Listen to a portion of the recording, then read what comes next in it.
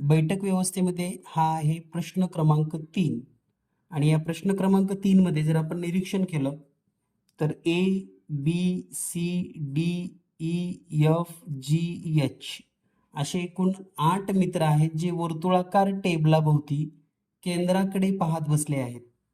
तर या ठिकाणी जर आपण एक वर्तुळ ड्रॉ केलं तर अशा पद्धतीने आपल्याला एक वर्तुळ काढता येईल. यामध्ये 8 जण आहेत म्हणजे 8 रेषा अशा ओढून घ्यायच्या आपण सुरुवातीला. तर प्रश्न सोडवण्याची ही सगळ्यात सोपी पद्धत आहे. तर दिलेल्या माहितीनुसार पहा, ए च्या समोर एच बसला आहे. आता ए च्या समोर एच बसलाय, मग आपण जर या ठिकाणी ए घेतलं तर याच्या समोर येईल एच. त्यानंतर सी च्या डावीकडे तिसऱ्या स्थानी जी आहे. आता नेमकं आपल्याला स्थान आणखी निश्चित करता येणार नाही कारण सी च्या डावीकडे सांगितलेलं आहे तिसऱ्या स्थानी जी. त्यानंतर ए च्या उजवीकडे तिसऱ्या स्थानी जी आहे.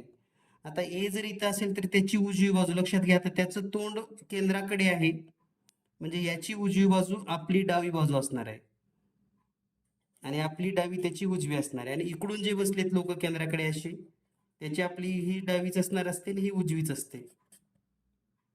तर या ठिकाणी आपल्याला सांगितले की ए च्या उजवीकडे म्हणजे 1 2 3 या ठिकाणी जी आहे आणि याच्या आधीचं काय वाक्य होतं, सी च्या डावीकडे जी तिसऱ्या स्थानी आहे म्हणजे इकडून तिसऱ्या स्थानी 1 2 3, तर या ठिकाणी असेल सी. पुढे माहिती आहे सांगितले ई हा एफ च्या उजवीकडे लगत आहे.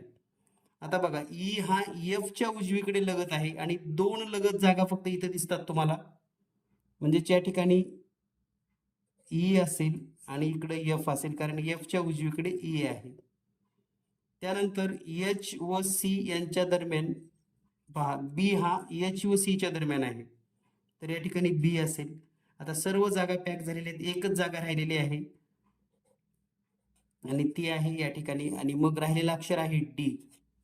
तर प्रश्न काय विचारलाय पहा, जी च्या समोर कोण बसले आहे.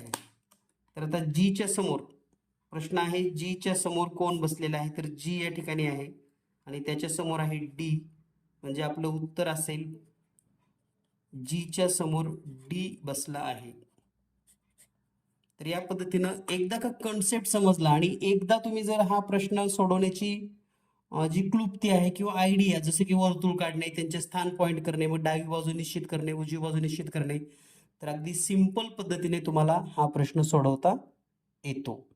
त्यामुळे नक्कीच जर आवडला असेल तर लाईक करा, जास्तीत जास्त मित्रांना शेअर करा.